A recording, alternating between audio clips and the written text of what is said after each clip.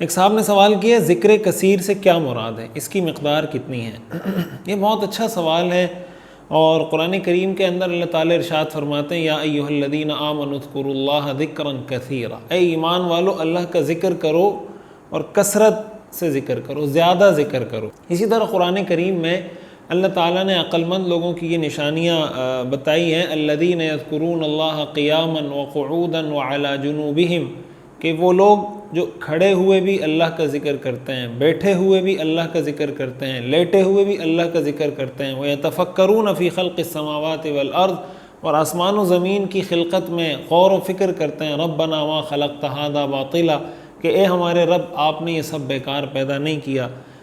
تو اللہ تعالیٰ نے قرآن کریم میں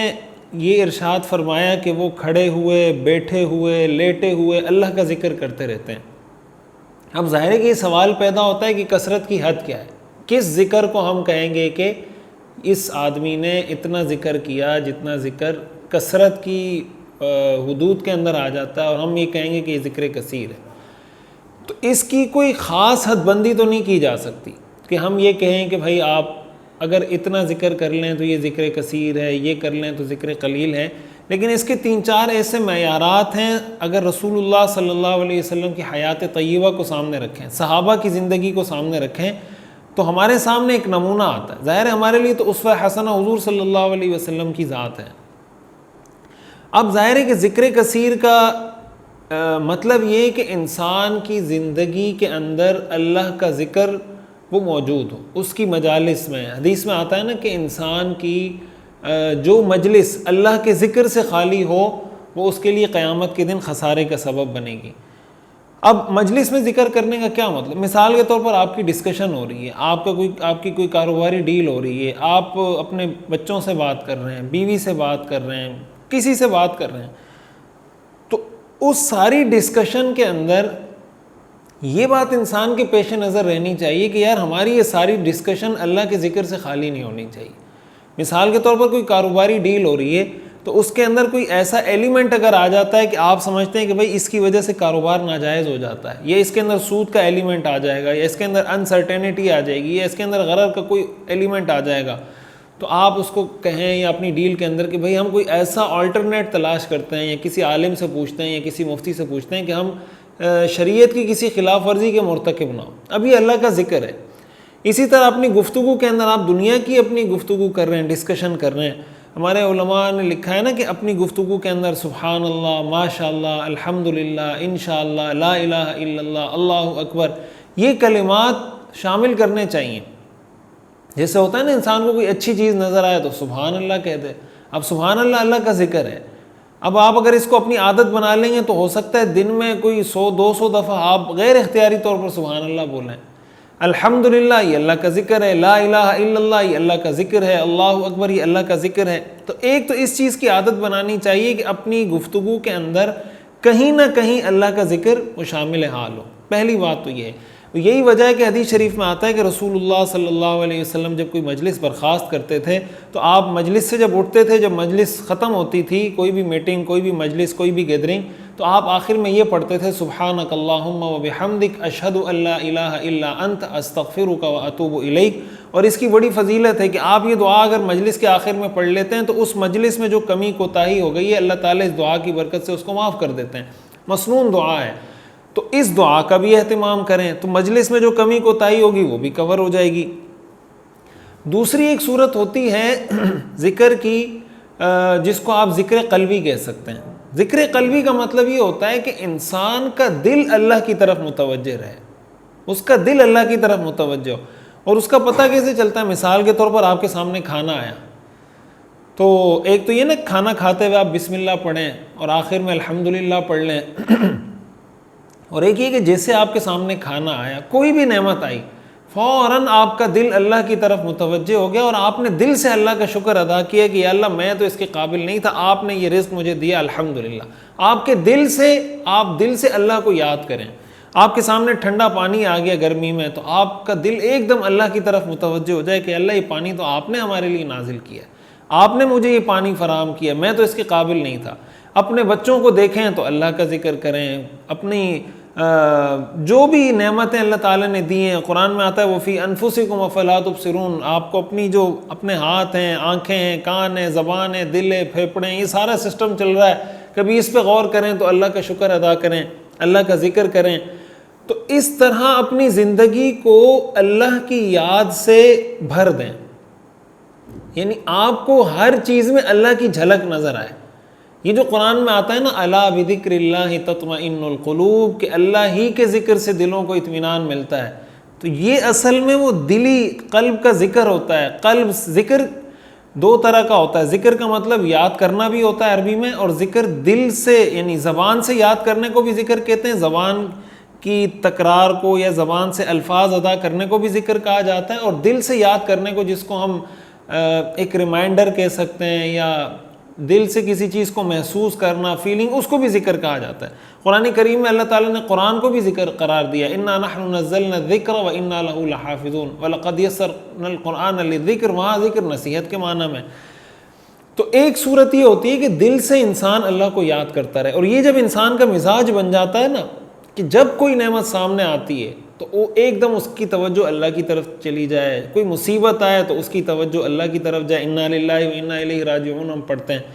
تو اس کا مطلب اس کی زندگی کے جو 24 گھنٹے کا سرکل ہے یہ اللہ کے ذکر میں گزر رہا ہے. دوسرا پوائنٹ اس کے اندر یہ، تیسرا پوائنٹ اس کے اندر یہ کہ زبان سے بھی ذکر کیا جائے.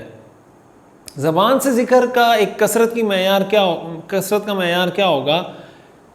وہ رسول اللہ صلی اللہ علیہ وسلم کی صبح شام کی مسنون دعائیں ہیں،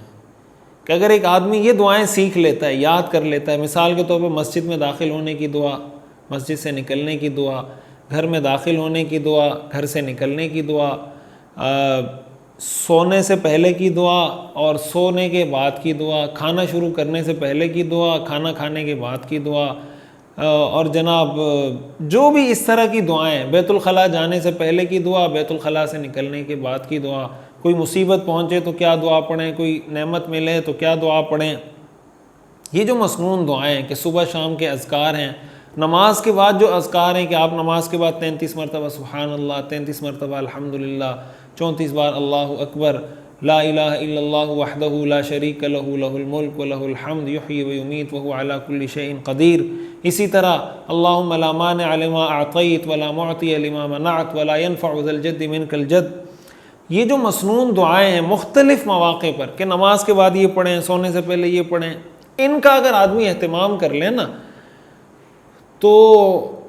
یہ بھی ایک ایسا معیار ہے. علماء فرماتے ہیں کہ انشاءاللہ اللہ تعالیٰ کی ذات سے امید ہے کہ اللہ تعالیٰ اس کو بھی ان لوگوں میں شامل کر دیں گے جو کثرت سے اللہ کا ذکر کرتے ہیں. اس لیے کہ حضور صلی اللہ علیہ وسلم نے ہر موقع پر ہمیں دعا سکھا دی ہے کہ اس موقع پہ یہ پڑھنا ہے، اور یہ صحابہ کا معمول تھا، حضور صلی اللہ علیہ وسلم کا معمول تھا، اور ظاہر ہے کہ آپ بھی کثرت سے ذکر کرنے والے تھے، صحابہ بھی کثرت سے اور زیادہ ذکر کرنے والے تھے. اس کا بھی اہتمام کیا جائے. اچھا، اس کے ساتھ ایک بات میں یہ بھی بتا دوں کہ ذکر کرنے کا، کثرت سے ذکر کرنے کا مطلب یہ نہیں ہوتا، بعض اوقات اس کا جب غلط مفہوم لیا جاتا ہے تو اس کا پھر ظاہر ہے کہ اس کے نقصان بھی ہوتے ہیں، جو شریعت کا مفہوم نہیں اگر آپ وہ مفہوم لیں گے کہ آپ ہر جگہ ایسی جگہ پر بات کریں یا ایسے موقع پر ذکر کریں جہاں پر آپ کو ذکر کرنے کی اجازت نہیں ہے، یہاں یا وہاں پہ آپ کو ذکر نہیں کرنا چاہیے. مثال کے طور پر کثرت سے ذکر کرنے کی بات ہے، اب آپ ظاہر ہے کہ واش روم میں زبان سے ذکر نہیں کر سکتے، زبان سے آپ لا الہ الا اللہ کوئی بھی چیز ذکر زبان سے نہیں کر سکتے. ہاں آپ کا دل اللہ کی طرف متوجہ ہے تو اس میں کوئی حرج کی بات نہیں ہے.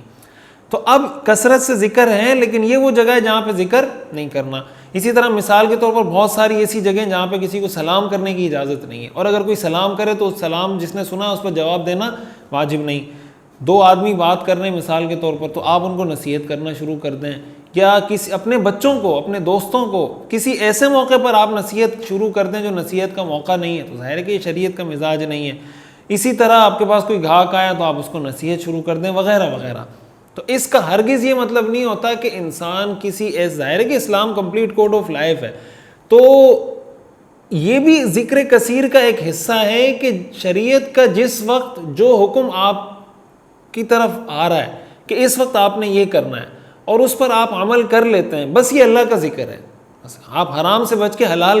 حلال کا انتخاب کرتے ہیں نماز کا ٹائم ہوتا ہے آپ نماز پڑھ لیتے ہیں، روزے کا ٹائم ہے آپ روزہ رکھ لیتے ہیں، حج فرض ہو گیا آپ حج کر رہے ہیں، بیوی کے حقوق وہ آپ ادا کر رہے ہیں، یہ سب عمل سے آپ اللہ کو یاد کر رہے ہیں۔ اگر آپ اللہ کو یاد نہ کرتے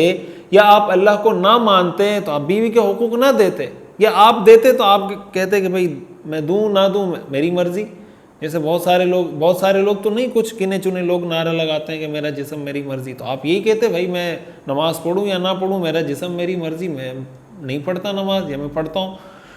لیکن جب یہ سارے حقوق آپ ادا کر رہے ہوتے ہیں اور اس نیت سے کہ بھائی یہ اللہ کا حکم ہے، تو یہ بھی اللہ کا ذکر ہے، یہ بھی ذکر کثیر ہے۔ تو خلاصہ کلام یہ ہے کہ زبان سے بھی ذکر ہو مسنون دعاؤں کے ذریعے، دل سے بھی ذکر ہو کہ اللہ کی ہر نعمت کا استحضار ہو، جو نعمت آئے دل سے اللہ کا شکر ہو، کوئی تکلیف آئے تب بھی اللہ کی طرف توجہ ہو، اور اگر کوئی نعمت ملے تب بھی اللہ کی طرف توجہ ہو۔ اور تیسرے نمبر پر عمل سے بھی ذکر ہو کہ شریعت کے جو احکام جس وقت آپ سے ڈیمانڈ کر رہے ہیں کہ آپ نے یہ کام کرنا ہے، اس سے بچنا ہے، آپ وہ کام اس طرح کر لیں، تو یہ عمل سے آپ اللہ کو یاد کر رہے ہیں۔ اس طریقے سے آپ کی زندگی اللہ کے ذکر سے جب کور ہوگی نا، تو آپ گناہوں سے خود بخود بچ جائیں گے۔ جب آپ کے دل میں ہر وقت اللہ کا استحضار رہے گا، ہر وقت آپ کو اللہ کی یاد رہے گی۔ ہمارے بزرگ جو سلسلہ نقشبندیہ کے بزرگ ہیں نا، وہ اس کے اندر ایک سبق ہے جو پڑھایا جاتا ہے کہ ہر آن ہر گھڑی آپ کو یہ دھیان رہنا چاہیے کہ میرا دل اللہ اللہ کر رہا ہے، یعنی چلتے پھرتے اٹھتے بیٹھتے آپ کی توجہ اس طرف ہو کہ میرا دل، زبان سے وہ کہتے ہیں نہ پڑھیں، آپ کا دل اللہ اللہ کر رہا ہے۔ جب آپ کا دل اللہ اللہ کر رہا ہے تو آپ جب کسی کو جھوٹ بول رہے ہوں گے نا، تو فوراً آپ کو لگے گا کہ یار میرا دل تو اللہ اللہ کر رہا ہے، تو دل اللہ اللہ کر رہا ہے یا میں جھوٹ بول رہا ہوں، یہ تو نہیں ہو سکتا، تو خود بخود گناہوں سے، تو اس کو ایک ٹوٹکے کے طور پر وہ استعمال کرتے ہیں بزرگ۔ بہرحال یہ تو میں نے ایک مثال کے طور پر سمجھانے کے لیے بتایا کہ اس کے فوائد کیا ہوتے ہیں کہ جب انسان ذکر کثیر کرتا ہے اس کی زندگی کور ہو جاتی ہے، اور اس کے اور بھی بہت سارے فوائد ہیں، انشاءاللہ پھر کبھی اس موضوع پہ بات کریں گے۔ تو یہ اس کی کچھ تفصیل ہے۔